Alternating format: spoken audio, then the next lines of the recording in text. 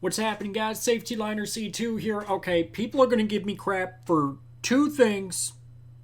Okay, first off, yes, I know, question of the month. Oh, you're late, Cameron. Yo, this should have been out forever ago. Yeah, I know. Okay, whatever. I've been busy. Leave me alone. In all seriousness, I just haven't had the time. Just leave it at that. Second thing, I'm back in California for a couple weeks, so this is the setup. This is the lighting. I know it doesn't look phenomenal. You know, whatever. I don't really care. So if you see videos kind of jumping back between this setup and my house, yeah, I'm just going to try and record a bunch of stuff while I'm out here so I can stockpile up. Okay, let's go ahead and dive into last month's question of the month. We were talking about are you district or are you contract owned? We had one video submission from Caleb. If you want to make my life a little bit easier and do a video submission, it'd be much appreciated. You can find out how to do so in the description of the video. Anyways, let's check out and see what Caleb had to say. Hello everybody, Caleb here. We're going to go ahead and get started with this month's question of the month. First thing we're going to look at is our contractor's lot. We have Illinois Central School Bus, as most of you know. North American Central School Bus is what they go by nationally. They have contracts in Texas, Iowa, Illinois, Missouri, Minnesota. I think they had one in Massachusetts, Minnesota, all those states like that. If you look them up, you'll see all the states. But anyway, this is our lot. We've got about 120 buses, I believe, maybe 118 or 19 now. And then, like Type A's and all that. And then this is our hold lot. We are the hold lot for Southern Illinois, where the holding lot's basically where, like, if you have an extra bus, you send it to this lot, you drive it down here and you park it and you secure it. And then if you need it, or if it's broke down, you tow it down there. And if you need it, you pull it out and, you put it back in service or re-letter it or renumber it, whatever you got to do. But that's our hold lot. Basically serves all of Southern Illinois. Then I will show you guys our typical lettering and numbering. It's that Alton School District requested to get their district name on the sides, so our buses are district lettered, but we also have owned and operated by. It's required, I think, in Illinois, and I think they just do it just because. And then they got the US dot and stuff. And then the difference between the PT and the SB plates that P2 has, the PT means you can go out of state. It's basically like a universal passenger plate. You could have school children, normal people on it. You could, like, say for example, they did a field trip. They wanted to go all the way to, like, Lake of the Ozarks, Missouri. They could easily do it with that bus because you can go out of state with it or go on the interstate with it. That's basically the only difference between these plates. And then, of course, we got our Illinois Central School Bus lettered buses. These are usually the spares or, like, units they're borrowing from the hold lot temporarily. Have it. And then P means it's a Principia bus. There's P1 through P3. P2 is an 18 CE with a 78 passenger capacity. And then P1, I believe, is a 2020 X Keller ISD bus. And then P3, I think, is a 2010 or 11 EF. P3 is always the biggest bus in the fleet. And then here's our MCT yard. It's not really a contractor, but, I consider it a contractor because the county government does all the board appointments and the board makes all the most important decisions and all that. Anyway, this is our yard. This is where all the 40-footer buses park. These ones are all 40s. These are the 35s. This is an extra 30 because they don't have enough room for all 42 of the new ones. Before, they used to just park them up to here. 3075 spot, which used to be 3037, and 3001 parked in this area. but they don't have enough room because we got 3038 through 3079 now, so they got to squeeze them all in here. And then this is when the 3077 and 3078 were still not in service. You could tell by the roof. And then this is 4005. This bus was totaled. If we ever do an accident question of the month, I can tell you why, but it's just going to waste some time, so I'll just tell you about that. It was auctioned off and it left the yard. But then here's 3038. You know, obviously you guys have seen our buses. That's a newer picture too. And then 206.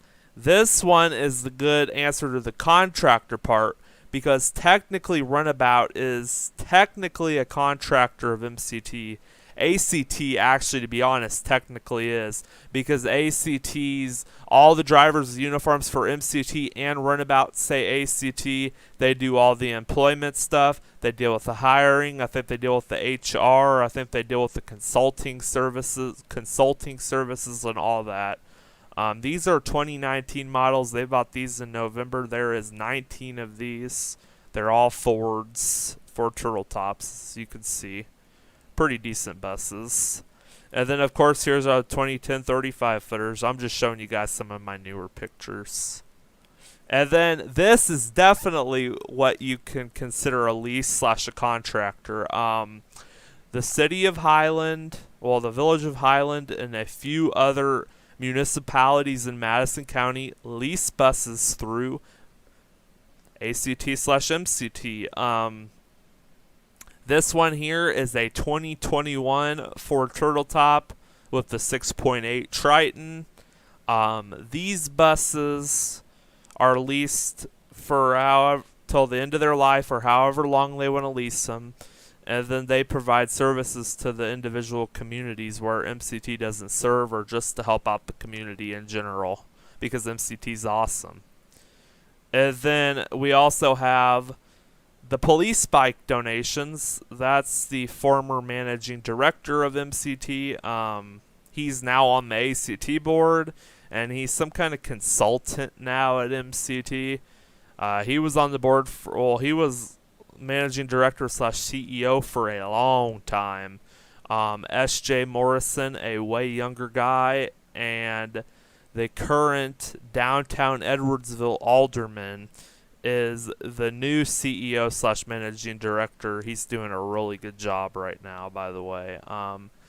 But anyway, Jerry did a pretty good job too, though, by the way. And then these people, this is the mayor. These are 2 police officers. This is the guy at the bike shop that helped MCT donate. And then this is the old police chief. He's retired now. And look at these sweet bikes.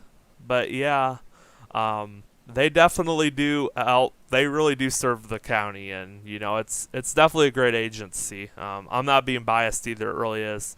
And then here's the Ride Finders vans. These are basically contracted too, for the ride sharing people in the county. They basically sign up a membership, and they could ride share if they work in downtown St. Louis or stuff like that. This service has been around since, I think, 93 or maybe 89, I think. They park next to our MCT buses, as you could see here. These are all Ride Finders vans. All of those are Toyota Siennas. And then these are all the Expresses. I think that's a Sienna too. Our contract, I mean, it's not technically, some of it's not a contractor, but the school bus part definitely is, and if you consider some of the transit stuff, yes.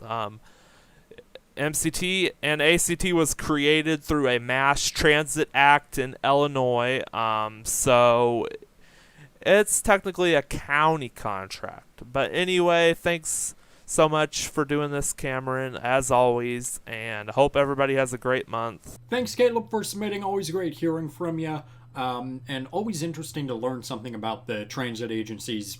Obviously, I don't know much about those, but I'm always down to learn stuff involving buses. So, also lucky that y'all are the holding lot for the whole southern Illinois region. So I guess that's kind of one pro of, you know, being a contractor, is you have all these buses that move around from region to region, or from area to area rather.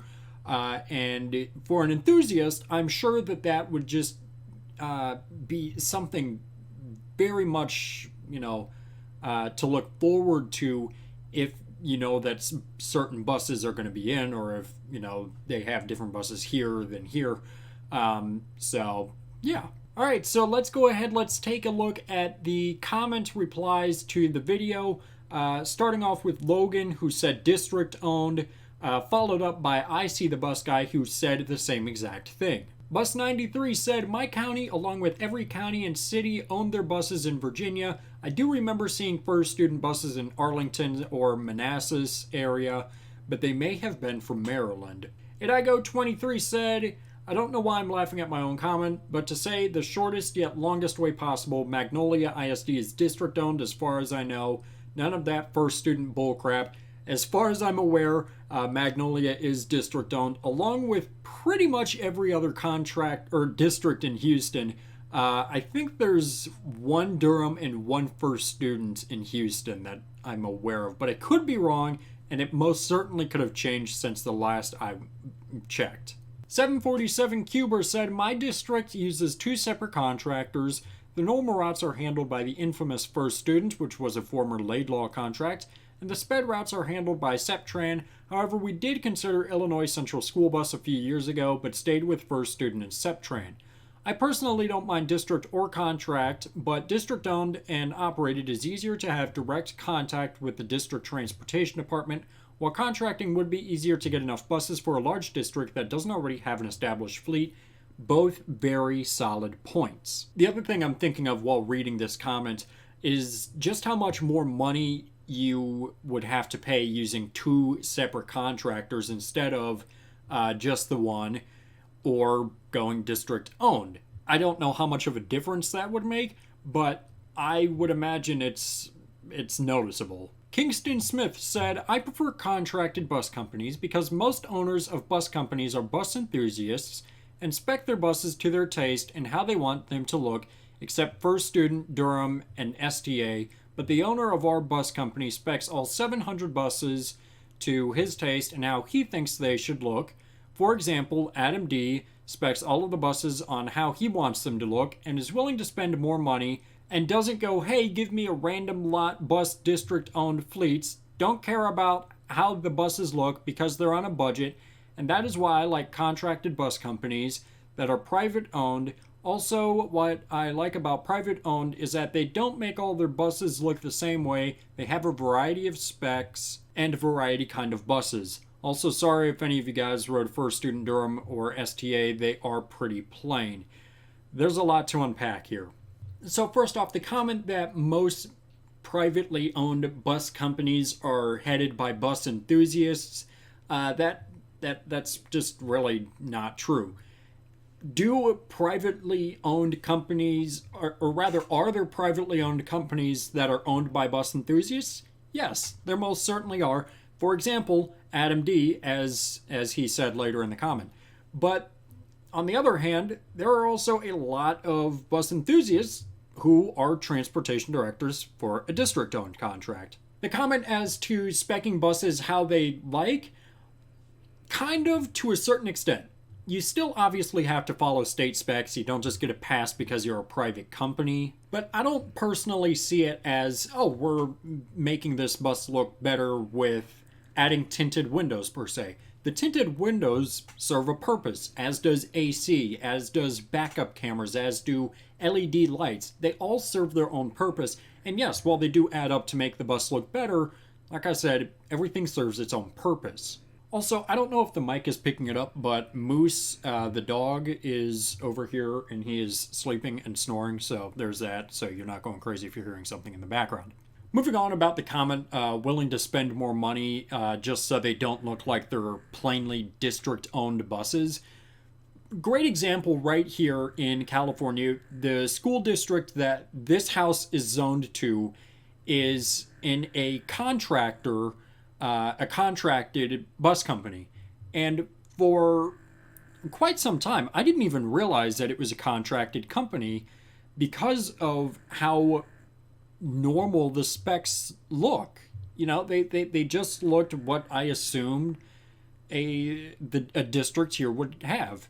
They just have, they have the white roof, the single rear stop sign, some LEDs, some incandescents. There's a nice variety of stuff, but it's nothing wild. And then moving on to some of them having variety of specs and a variety of buses. Kind of, it depends. Again, going back to out here, the district here, there's not a whole lot to look at. There's T3REs, there's HDXs, there's a few TCREs, and some G5 microbirds, and a few, older bluebirds. There's nothing crazy here. And then on the other hand, if you take a look at a district-owned, one that I'm familiar with, Cy-Fair ISD, where I grew up and went to school, they do have a variety of stuff. They do have a variety of specs. And yes, they do have a lot of money that they're able to throw at it. But still, point being that it really just varies from place to place. Yeah. So overall, it just varies from place to place. Everything does. Yes, Pennsylvania buses, they do look nice. And Pennsylvania is lucky enough to be a very lenient state in terms of state specs. Hence why I have seen a lot of nicely spec'd contractor buses in Pennsylvania. But I have also seen my fair share of just plain old boring Pennsylvania contracted buses. I know a transportation director in Pennsylvania who has a fairly standard fleet. Again, it just varies from place to place. Alright, moving on. I hope I didn't ramble on too much and that most of that made sense. Anyways, Rudy said, I would prefer district, and my favorite district is Kern High School District, since I still see our new buses. Recently, we just got 3 new 2021 CEs, so it's district owned. Nice. Jeepin said district is better, but it'd be cool to have a mixed fleet of buses. We've always had a Bluebird. Again, going back to what I was going on in Kingston's comment, it sometimes just depends.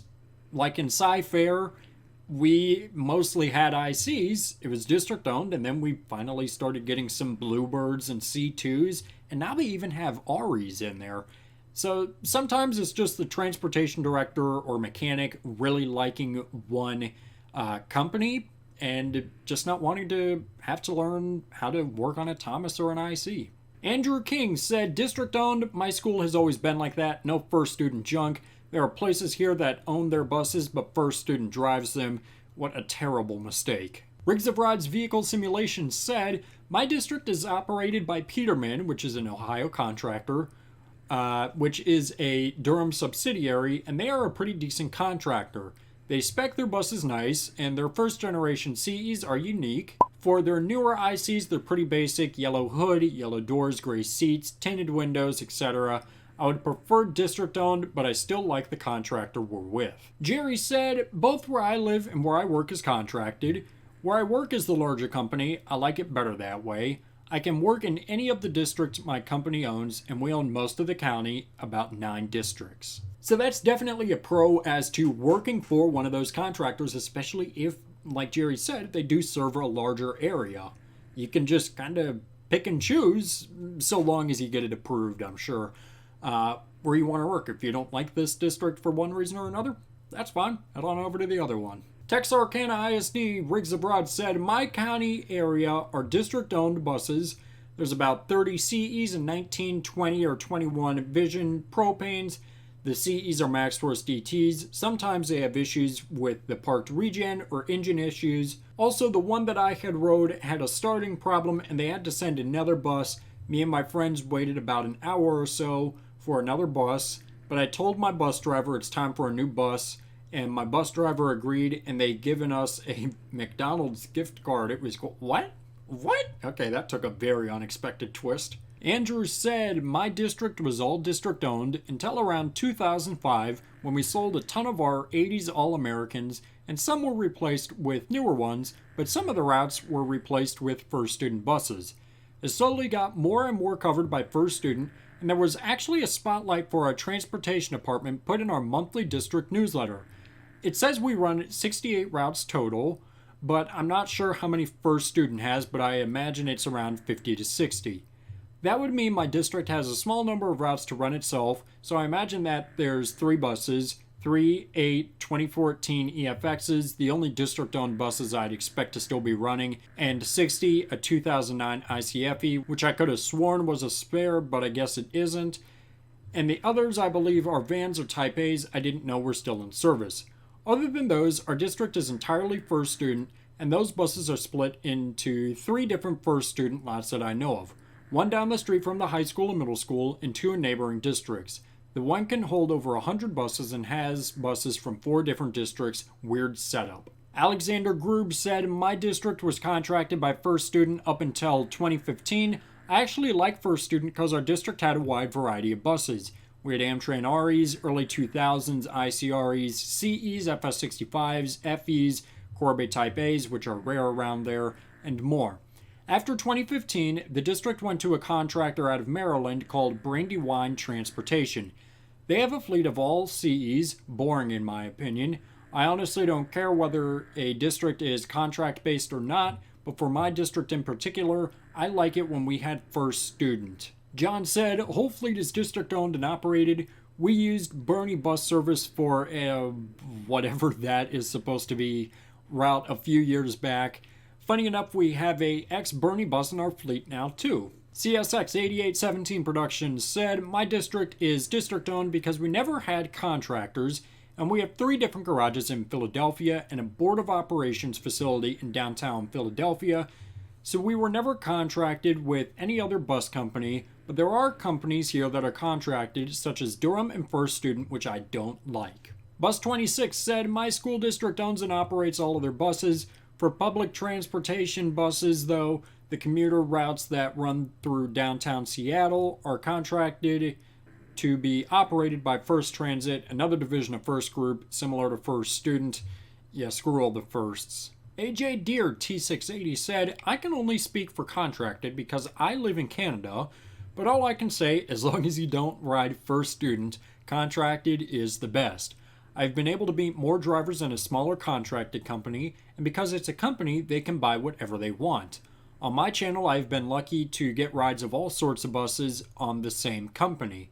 I don't think anybody in the past 2 years is lucky enough to have ridden on CEs old and new, Visions, C2s, A3s, and the odd EF. And not a lot of them are all the same, it's not boring. This is why I enjoy the contracted, because I don't think many districts will have that many different buses. Also, many times the company will put any bus on our route that is free, making it more interesting. However, I do understand that some contracts are not like this, since 2 years ago we had another contracted company and we were stuck with a Max Force 7 piece of crap the entire year. But the positives make it better for me. Also, last point is that the company owns the buses, they can do much more with it themselves without the school telling them what to do all the time and how to do things. Cameras on the bus are decided on by the company per route if needed, and the chances of school staff coming onto our bus when it's contracted has never happened to me in 3 years. Overall, much more laid back in my opinion too. Overall, cooler. And as a bus nerd, it's great. As an overall person who doesn't care, it's a pain figuring out which bus is yours to get on after school. Yeah, I'm sure that's valid with a lot of people. Steven said, my old district was contracted by First Student, while my current district is district-owned. I vastly prefer my current fleet as it contains plenty of variety, while First Student just replaces the entire fleet at once with brand new C2s after about 5 or 10 years. Though when I went, it did have a variety in the form of FS65, Minotaurs, 2nd Gen CEs. One had emergency exit windows every other row, wow, and Bluebird 3800s. Meanwhile, my current district has C2s, A3s, Visions, and an ICRE, and with many different specs. Rockin' Randy said, in my area, which is southeast Ohio, about 45 minutes west of Wheeling, West Virginia, all of the districts use their own buses. I'm actually unsure of where the nearest district that actually contracts buses is. Cambridge, which is the home district, actually finally got their fleet updated to consist of 12 C2s, which may or may not break down more than once a week, and 2 2015 CEs, one that the mechanic drives since he also has his own bus routes because our drivers get paid junk squat, and the other is driven by a sweet older lady who's been driving for Cambridge for over 35 years. They also have what I think is a 2013 handicapped bus on a long route, even though there is no handicapped kids on the bus. But as far as I know, every district within about a 40 or 50-mile radius uses their own buses. Nishan made me. Oh gosh, okay. Let's get through what Nishan had to say. I think you know my opinion on this, but for those who don't, I'm one that's against contracting about 95%. When districts privatize, they're trying to save money, and with lower investments come a lower quality of work. I've watched what happens when a district privatizes their support departments, as my home district did this, and it's not pretty. The department used to be one big family, and although many have stayed, many have also left, and coming from drivers that have stayed, it's not the same atmosphere. Aside from that, companies are in it for the profit, especially the big ones, and when you're in it for the wrong reasons, the service is down the toilet. You should be in it for the students. From the driver standpoint, once again, companies are in it for the money, so many companies don't offer health benefits, retirement, paid time off, etc., as school districts do because you're a government employee with the district. Every little penny that a private company can cut, they will. They get upset if you go over your time and there's no trust in the employees, for example, with cameras on the drivers, GPS on the vehicles, etc., and micromanaging, and there tends to be HR-related issues. Nishan has worked for both district and contracted companies, and I'll tell you, the department runs so much smoother as a district operation. One other thing is that when it's a private company, that often creates a split in all the communication between the department and the district, which we all know leads to bigger issues. It seems that the private company buses are typically in worse shape as well. Along with all of that, many times it's found that there's not as much cost saving as the district thought it was going to be by privatizing and may end up reverting back. But the reason I say 95% against it is because I know there's quite a few small companies, typically family owned, that are in it for the right reasons, help their drivers when needed, specialized features on buses, etc., and genuinely care about their employees and the special cargo that they're transporting. I have a few friends that run companies, which is why I brought that up. You know, I do agree with that. There are people in it for the right reasons, probably more so than we realize that there are. So I totally agree with what Nishan said. 95% of, against contracting, with that little glimmer of light at the end of the tunnel, with the few good contractors that are out there.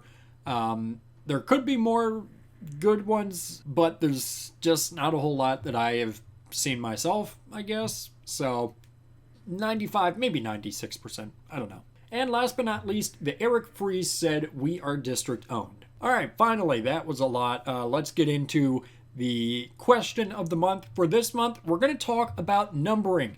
How does your numbering system work? Okay, so I'll go over a few numbering systems just to provide a little bit of variety. We'll start right here in California with the contractor that I was talking about earlier. And they have some odd number. It's very strange. So from what I've been able to pick up with the contractor here is that all of the type Ds, they don't run any type Cs, just all type Ds, are all of those are 2-digit numbers, and all of the type As are 3-digit numbers starting with 3. So for example, I have seen HDXs that range from 40 to 87. I have seen D3s, same thing. It's just kind of randomly numbered, and then the type A's they all start with 3, and the highest I've seen is like 340 or 350. I don't understand their numbering system. Much like I don't understand my home district's numbering system. It is so confusing. In Arizona, there are just numbers all over the place. There are 100s, 200s, 300s, 400s, and 500s, but there is a lot of skipped numbers in between. So for the 100s, there's a good amount of stuff in there. There's a few obvious ones that are older buses that have, since gone out and, missing a gap here and there. That's okay. 200s is where it kind of starts getting a little finicky.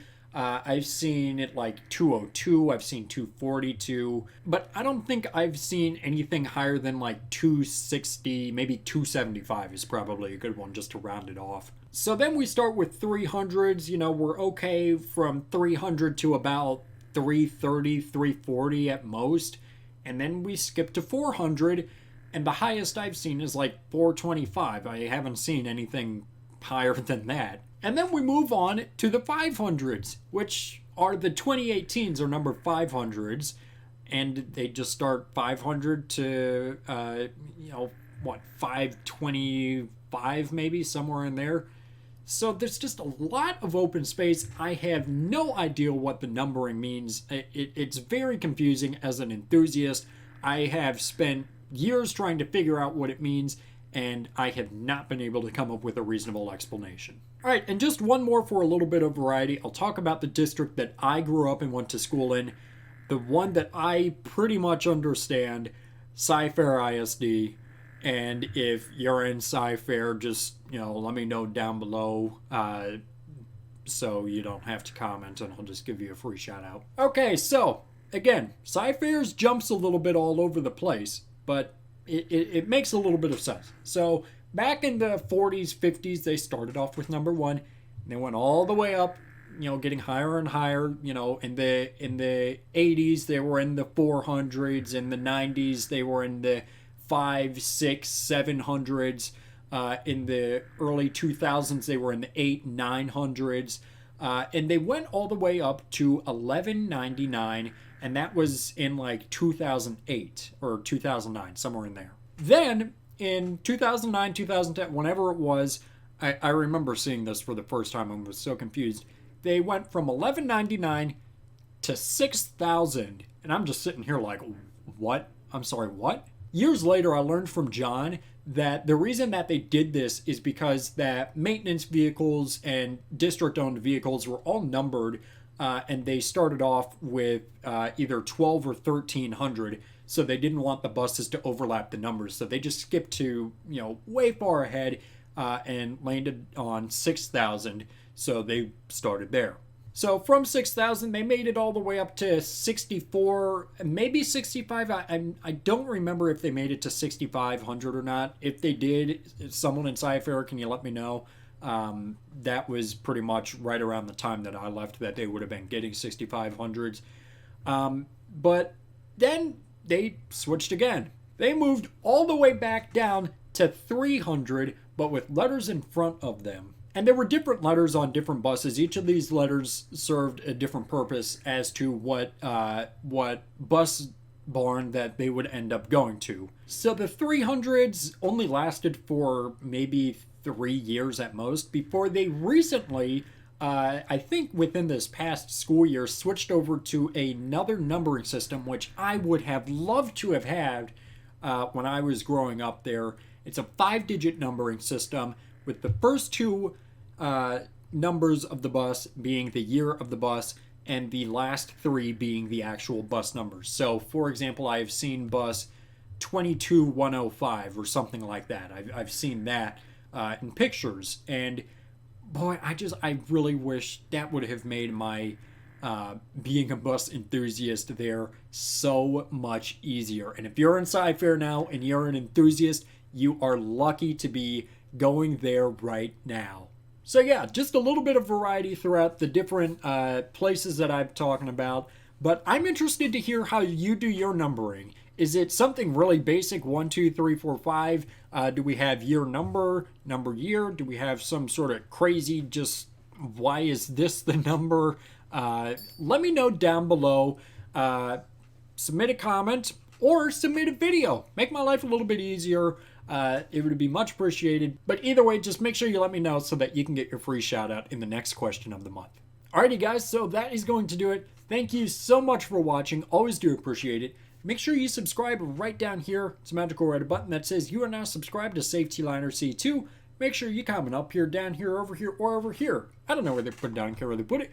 Make sure you also give this video a thumbs up, or more people are going to write these super, super long paragraphs that I'm going to have to sit here and read. And yeah, let's not do that. And make sure you also share this video with a friend, show it to your mom, show it to your dad, show it to a guy on a random street. I don't care. Don't let anything happen to you. So yeah, guys, that's going to do it for this video. And thanks for watching.